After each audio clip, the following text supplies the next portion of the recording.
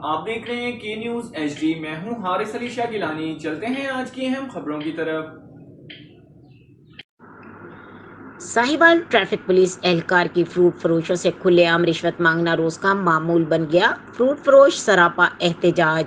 D C Sahiwal اور D P او ساہیوال سے مطالبہ کیا ہے کہ فی الفور ان کو معطل کر کے کارروائی عمل میں لائی جائے۔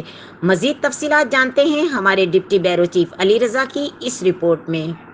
ایس پی سے اپیل کرتا ہوں، میں اکرم عباسی صدر ریڈی یونین جونسا کے جونسا شاہد حمید شاہد رفیق صاحب انسپیکٹر ٹریفک پولیس، جس نے کل شریعام کھلے عام ہائی اسٹریٹ پر جاستی کی ہے اور بدماشی کی ہے اور بولتے ہیں کہ مجھے یہ ریڈیاں لگانی ہے ساہیوال میں تو مجھے جونسا رشوت دینی پڑے گی اور میں پیسے دینے کے بغیر آپ ریڈی نہیں لگا سکتے۔ میں ڈی پی او صاحب سے ٹریفک ڈی ایس پی صاحب سے اپیل کرتا ہوں، کون سی اس نے کل کھلے عام بدماشی کی ہے بینک اسلامی کے سامنے، اس کی جون سی ہمارے ساتھ ریڈی والوں کے ساتھ۔ مزید خبروں اور اپڈیٹس کے لیے ہمارے ساتھ رہیے گا، تب تک کے لیے اپنا خیال رکھیے گا۔ اللہ حافظ۔